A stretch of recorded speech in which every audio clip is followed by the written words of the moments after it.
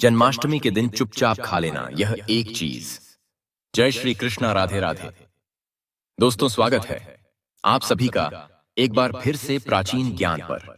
दोस्तों, अगर आप अपनी लाइफ में कुछ नया सीखना चाहते हैं तो चैनल को सब्सक्राइब जरूर करिएगा। मित्रों, भाद्रपद मास के कृष्ण पक्ष की अष्टमी तिथि को भगवान श्री कृष्ण का जन्म हुआ था। इसलिए हर वर्ष इस दिन यदि कि भाद्रपद मास के कृष्ण पक्ष की अष्टमी तिथि को बहुत श्रद्धा भाव से भगवान श्री कृष्ण का जन्मोत्सव मनाया जाता है और इसे जन्माष्टमी के रूप में मनाया जाता है। भगवान श्री कृष्ण का जो जन्म दिवस होता है, जन्माष्टमी का जो यह पावन पर्व होता है, बहुत ही श्रद्धा भाव से, बहुत ही धूमधाम से, उत्साह के साथ भक्तजन मनाते हैं। इस दिन व्रत रखा जाता है। बहुत से लोग इस दिन व्रत रखते हैं और भगवान श्री कृष्ण के बाल स्वरूप जो कि लड्डू गोपाल जी हैं, उनकी पूजा आराधना की जाती है। बाल स्वरूप में भगवान श्री कृष्ण की पूजा आराधना इस दिन जो भी भक्त पूरे श्रद्धा भाव से करते हैं, विधि विधान से इनकी पूजा करके व्रत के नियम का पालन करते हैं, उनकी समस्त कामनाएं भगवान श्री कृष्ण अवश्य पूर्ण करते हैं। मित्रों, आज के वीडियो में हम आपसे बात करने वाले हैं कि भाद्रपद मास के कृष्ण पक्ष की अष्टमी तिथि यानी कि जन्माष्टमी का पावन पर्व कब है, अष्टमी तिथि का प्रारंभ कब हो रही है, कब समाप्त हो रही है, पूजा का शुभ मुहूर्त क्या है और महत्व क्या है, इस पावन पर्व का और भगवान श्री कृष्ण की पूजा की विधि क्या है, और जन्माष्टमी के दिन हमें कौन सी एक वस्तु का ग्रहण करना बहुत ही जरूरी होता है। मित्रों, सभी जानकारी आपको इस वीडियो में प्राप्त होगी। भक्तों, जन्माष्टमी के दिन निश्चित कालीन पूजा का विशेष महत्व होता है। तो रात्रि में के समय हमें भगवान श्री कृष्ण की पूजा करनी है। और अगर आप व्रत रखते हैं, यदि जो भी भक्त जन्माष्टमी का व्रत करते हैं, उनके पारण का शुभ मुहूर्त क्या होगा, इस बारे में बात करेंगे। इसके अलावा इस बार की जो जन्माष्टमी है, बहुत ही दुर्लभ संयोग में है, बहुत ही शुभ संयोग है। तो कौन से वो शुभ योग लगने वाले हैं और इन शुभ योगों में आप किस प्रकार से भगवान श्री कृष्ण की पूजा आराधना करें जिससे कि आपकी समस्त कामनाएं पूर्ण हो, इस बारे में आज के वीडियो में हम बात करने वाले हैं। तो इस वीडियो को पूरा जरूर देखें। लेकिन मित्रों, उससे पहले आपसे रिक्वेस्ट करते हैं कि वीडियो को लाइक जरूर करिएगा, दोस्तों को शेयर कर दीजिएगा, और अगर आपने अभी तक चैनल को सब्सक्राइब नहीं किया है तो चैनल को सब्सक्राइब करके बेल आइकन जरूर बताइएगा, और कमेंट बॉक्स में सच्चे दिल से राधे राधे जय श्री कृष्णा अवश्य लिखेगा। मित्रों, बात करें जन्माष्टमी के महत्व के बारे में। जन्माष्टमी का जो महत्व है वह हमारे धर्मशास्त्रों में बहुत अधिक माना गया है। जन्माष्टमी के दिन भगवान श्री कृष्ण के बाल रूप की पूजा करने से और इस दिन व्रत करने से भक्तों के मन की समस्त कामनाएं पूर्ण हो जाती हैं। और वो लोग विशेषकर जिनकी कोई संतान नहीं है, निसंतान है, संतान प्राप्त करना चाहते हैं। संतान प्राप्ति में अगर आपको किसी भी प्रकार की बाधा है, बहुत अधिक समय हो गया है और अभी तक संतान की प्राप्ति नहीं हुई है, तो जन्माष्टमी का यह पावन पर्व बहुत ही दुर्लभ संयोग में इस बार है। तो अगर आप जन्माष्टमी के दिन व्रत रखते हैं, भगवान श्री कृष्ण के बाल स्वरूप लड्डू गोपाल जी की पूजा आराधना करते हैं, तो इस दिन भगवान श्री कृष्ण की पूजा करने मात्र से ही निसंतान दंपतियों को उत्तम संतान की प्राप्ति होती है। तो बहुत महत्वपूर्ण है यह पावन पर्व, और आप किसी भी कामना से जन्माष्टमी का व्रत रखें। और अगर व्रत ना भी कर पाते हैं तो आप पूजा आराधना विधि विधान से करते हैं, तो इससे भी भगवान श्री कृष्ण की कृपा बनी रहती है। और भक्तों, इस बार का जो जन्माष्टमी का पावन पर्व है, कई वर्षों के बाद बहुत शुभ संयोग, बहुत दुर्लभ संयोग में आया हुआ है। ऐसा माना जाता है जैसे कि श्रीमद् भगवत गीता में, भगवत पुराण में ऐसा लिखा हुआ है कि भगवान श्री कृष्ण का जन्म हुआ था भाद्रपद मास के कृष्ण पक्ष की अष्टमी तिथि को, सोमवार का दिन था।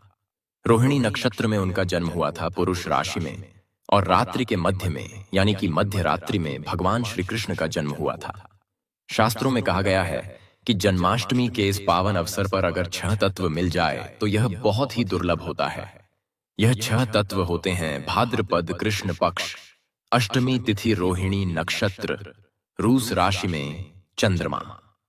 इसके साथ शनिवार या बुधवार का होना यह अत्यंत ही दुर्लभ तत्व है, जो कि हर साल नहीं होते हैं। तो ऐसा इस बार संयोग बना हुआ है कि सभी तत्व 16 अगस्त को मौजूद रहेंगे। 16 अगस्त को इस बार की जन्माष्टमी का पावन पर्व होगा। शनिवार का दिन होगा, सुबह से ही अष्टमी तिथि रहेगी और रात्रि में अर्धरात्रि तक अष्टमी तिथि व्याप्त रहेगी, जिससे कि इसी रात नवमी तिथि भी आरंभ हो जाएगी तो चंद्रमा वृष राशि में मौजूद रहेंगे। इन सभी संयोगों के साथ रोहिणी नक्षत्र भी 16 अगस्त को है। तो ऐसे में इन संयोगों को लेकर धार्मिक विषयों के बारे में अगर बात की जाए तो इस बार की जन्माष्टमी बहुत महत्वपूर्ण है। सभी कामनाओं को पूर्ण करने वाली, शीघ्र ही फल देने वाली है। तो अगर आप व्रत करते हैं, अत्यंत श्रेष्ठ है।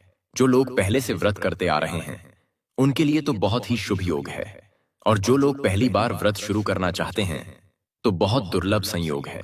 इस बार अगर आप व्रत शुरू करते हैं तो कई गुना फल आपको प्राप्त होता है। भक्तों निर्णय सिंधु नामक ग्रंथ के अनुसार ऐसा संयोग जब जन्माष्टमी पर लगता है तो इस अवसर पर इस सहयोग में व्रत करने से 3 जन्मों के जाने अनजाने जो पाप होते हैं उन पापों से मनुष्यों को मुक्ति मिल जाती है। और इस संयोग में अगर जन्माष्टमी का व्रत करते हैं तो प्रेत योनि में भटक रहे जो पूर्वज होते हैं उन्हें भी आपके व्रत के प्रभाव से मुक्ति मिल जाती है। तो बहुत ही श्रेष्ठ माना गया है। जन्माष्टमी का ऐसा दुर्लभ संयोग, तो जो भी लोग व्रत शुरू करना चाहते हैं इस वर्ष से वह व्रत शुरू कर सकते हैं। बहुत ही श्रेष्ठ रहेगा। और एक और चीज, जैसे कि हर बार होता है, लोगों के लिए अलग से दिन होता है और वैष्णव के लिए अलग होता है।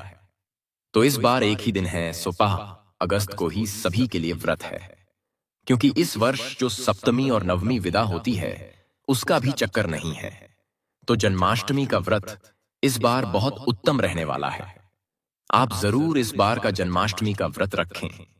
जन्माष्टमी का व्रत बहुत महत्वपूर्ण व्रत होता है। भगवान श्री कृष्ण की कृपा पाने के लिए अत्यंत ही श्रेष्ठ व्रत होता है। दोस्तों, अब बात करते हैं कि जन्माष्टमी की तिथि प्रारंभ कब हो रही है, कब समाप्त हो रही है। इस बार की जो जन्माष्टमी तिथि है, पंचांग के अनुसार इस साल भाद्रपद माह के कृष्ण पक्ष की अष्टमी तिथि की शुरुआत 15 अगस्त की रात 11:40 पर होगी और 16 अगस्त रात 9:27 पर इसका समापन होगा। ऐसे में 16 अगस्त 2025 के दिन कृष्ण जन्माष्टमी का व्रत रखा जाएगा।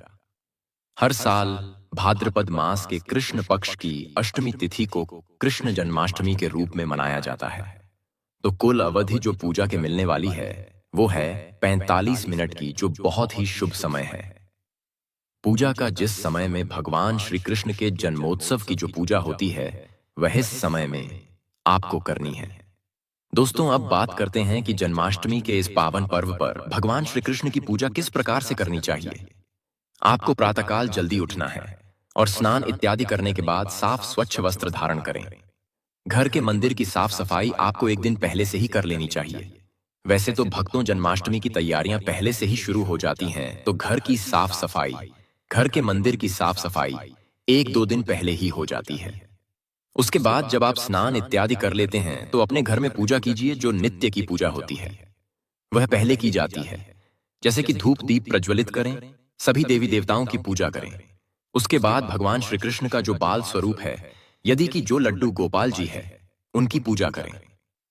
भक्तों, लड्डू गोपाल जी का आप जलाभिषेक करें। आप पंचामृत से अभिषेक कर सकते हैं, कच्चे दूध में केसर मिलाकर अभिषेक कर सकते हैं, और गंगा जल से अभिषेक कर सकते हैं, केसर मिश्रित जल से अभिषेक कर सकते हैं। मित्रों, जैसी आपकी इच्छा हो, भगवान श्री कृष्ण का आप स्नान इत्यादि करना है, अभिषेक करें। उसके बाद उन्हें सुंदर वस्त्र धारण करवाएं और विधि विधान से उनकी पूजा आराधना करें। भक्तों, लड्डू गोपाल जी को आज झूले में जरूर बिठाना चाहिए, तो आप उन्हें झूले में बिठाकर झूला झुलाएं।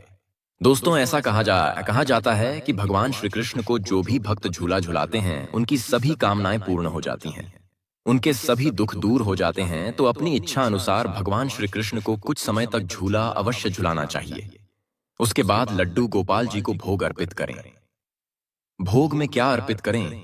तो आप भोग में आप अपनी इच्छा के अनुसार मेवा मिश्री का भोग लगा सकते हैं, माखन मिश्री का भोग लगा सकते हैं और फलों का भोग लगा सकते हैं। खीर बनाकर भगवान श्री कृष्ण को भोग लगा सकते हैं, मिठाई का भोग लगा सकते हैं। बहुत से लोग 56 प्रकार के भोग इस दिन लगाते हैं। तो मित्रों, आप जैसे सामर्थ्य होते हैं, जैसे इच्छा श्रद्धा आपकी है, उस प्रकार से भगवान श्री कृष्ण को आप भोग अर्पित कीजिए और विधि विधान से उनकी पूजा कीजिए। लड्डू गोपाल जी की सेवा किस प्रकार से की जाती है? जैसे हम अपने बच्चों की सेवा करते हैं, जैसे अपने पुत्र की सेवा करते हैं, पुत्र को प्यार करते हैं, उस प्रकार से इस दिन भगवान श्री कृष्ण की पूजा कीजिए। पुत्रवत मानकर उनकी पूजा कीजिए। दोस्तों, इस समय में जो पूजा करने का विशेष समय होता है वो रात्रि का समय होता है। जो मध्य रात्रि में पूजा होती है उस समय भगवान श्री कृष्ण की पूजा की जाती है। उनका जन्मोत्सव मनाया जाता है। तो उस समय भी स्नान इत्यादि करवाकर फिर भगवान श्री कृष्ण को आप झूले में बिठाए, झूला झुलाए, भोग अर्पित करें और विधि विधान से उनकी पूजा करें। उनके सामने मंत्र जाप करें, प्रार्थना करें, परिवार सहित बैठकर भजन कीर्तन करें और पंजीरी का भोग विशेषकर भगवान श्री कृष्ण को लगाया जाता है, जो कि धनिये से बनी पंजीरी होती है। तो धनिये को भूनकर उसको पीसकर उसके अंदर घी और चीनी मिलाकर यह पंजीरी तैयार करके भगवान श्री कृष्ण को भोग अर्पित की जाती है। भक्तों, आप धनिये की बर्फी बनाकर भगवान श्री कृष्ण को अर्पित कर सकते हैं और मखाने की खीर, पंच में भी की मिठाई। इस प्रकार से आप अपनी शक्ति, अपने सामर्थ्य, अपनी श्रद्धा के अनुसार भगवान श्री कृष्ण की विधिवत सेवा और पूजा कीजिए। इससे आपके मन की समस्त जो इच्छाएं होती हैं वह पूर्ण होगी, मन को शांति मिलती है और आप जैसे कामना से भगवान की पूजा करते हैं वो कामना भगवान श्री कृष्ण पूर्ण करते हैं। दोस्तों, जन्माष्टमी के दिन अगर आप व्रत रखते हैं तो किस प्रकार से आपको व्रत का पारण करना है? देखिए, इस बार का रोहिणी नक्षत्र बहुत ही शुभ है। जैसे कि रोहिणी नक्षत्र 16 अगस्त को ही शुरू हो जाएगा 6:39 से और समाप्त हो रहा है 17 अगस्त को 9:40 पर। तो बहुत से भक्त रात्रि में, पूजा के बाद में, अर्धरात्रि में, पूजा के बाद ही कुछ भोजन ग्रहण कर लेते हैं। कुछ लोग फलाहार कर लेते हैं, कुछ लोग सुबह भोजन करते हैं। लेकिन कई भक्त ऐसे होते हैं जो रोहिणी नक्षत्र का इंतजार करते हैं कि जब रोहिणी नक्षत्र समाप्त होगा तभी वह पारण करते हैं। तो जो लोग रोहिणी नक्षत्र के समापन का इंतजार कर रहे हैं वो 17 अगस्त को सुबह 9:40 पर जब रोहिणी नक्षत्र समाप्त हो जाएगा तो उसके बाद पारण कर सकते हैं। और जिस प्रकार से भी आप पारण करें, जैसे कि बहुत से भक्त रात्रि में और रात्रि में भी कर लेते हैं, तो इस प्रकार से भी करते हैं तो कोई समस्या नहीं है। आपको जो भी ठीक लगता है वैसे आप करें। नहीं तो फिर आप सुबह उठें, स्नान इत्यादि करने के बाद फिर से भगवान श्री कृष्ण की पूजा करें और सुबह 5:30 बजे के बाद भी आप पारण कर सकते हैं। तो पारण के सबके अपने अपने नियम होते हैं। इस व्रत के भी सबके अपने नियम होते हैं। जैसे कि कई भक्त आज व्रत करते हैं, बिल्कुल निर्जल करते हैं, जल भी ग्रहण नहीं करते हैं और कई लोग फलाहार के साथ करते हैं। तो जैसा भी आपका सामर्थ्य हो, शारीरिक क्षमता हो, उस हिसाब से आपको व्रत रखना चाहिए। दोस्तों, जन्माष्टमी के दिन भगवान श्री कृष्ण की कृपा पाने के लिए बहुत ही श्रेष्ठ दिन होता है। आप भगवान श्री कृष्ण की असीम कृपा प्राप्त करना चाहते हैं, अपने मन की कोई कामना पूर्ण करना चाहते हैं तो उनकी पूजा कीजिए, सेवा कीजिए और विधि विधान से व्रत कीजिए। व्रत नहीं भी कर पाते हैं तो इस दिन भगवान श्री कृष्ण की पूजा करने मात्र से ही समस्त प्रकार की इच्छाओं को पूर्ण होती है। क्योंकि मित्रों, इस बार की जो जन्माष्टमी है वह बहुत शुभ योग में है, तो इस दिन को व्यर्थ न गवाएं। आप भगवान श्री कृष्ण की पूजा अवश्य कीजिए। भक्तों, जन्माष्टमी पर अगर आपने यह उपाय कर लिया तो मैं ईश्वर की सौगंध खाता हूं, आपके घर से गरीबी दूर भाग जाएगी, आप रातों रात मालामाल हो जाएंगे। मैं भगवान कृष्ण की सौगंध खाता हूं। इस वीडियो को अंत तक देखें। आपका भाग्य चमक जाए तो मुझे बताना, लेकिन वीडियो पूरा ही देखना। एक लाइक जरूर करें अगर आप भगवान कृष्ण से प्यार करते हैं, लड्डू गोपाल से प्यार करते हैं, राधा रानी से प्यार करते हैं तो एक लाइक जरूर करना।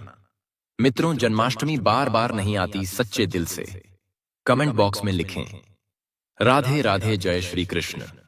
दोस्तों, उपाय है एक नमक का पैकेट, 50 ग्राम सूखी लाल मिर्च, 500 ग्राम चावल, 100 ग्राम उड़द की दाल, 250 ग्राम आटा और 11 रुपये की दक्षिणा तथा एक पानी की बोतल और 5 रुपए के काले तिल। बस इतनी सी सामग्री एक थैली में एकत्रित कर लें। भक्तों, उसके बाद किसी भी गरीब बुजुर्ग या गरीब महिला को चुपके से दान दे दे और पीछे मुड़कर न देखें, घर को वापस चले आए।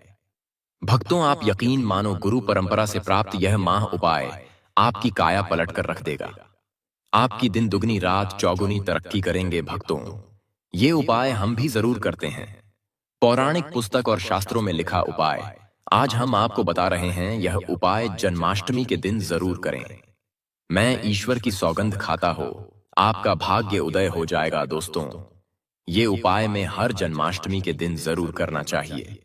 दोस्तों, अगर आपके घर की रसोई में शहद नहीं है तो इस जन्माष्टमी इसे जरूर खरीद लें।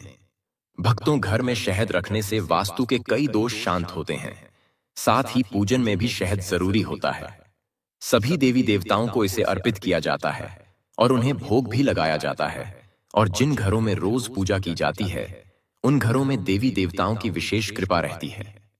भक्तों, भगवान श्री कृष्ण की प्रिय बांसुरी जिस घर में होती हैं वहां धन और प्रेम की कभी कमी नहीं आती है। वास्तु के अनुसार भी इसे घर में रखना काफी शुभ बताया गया है।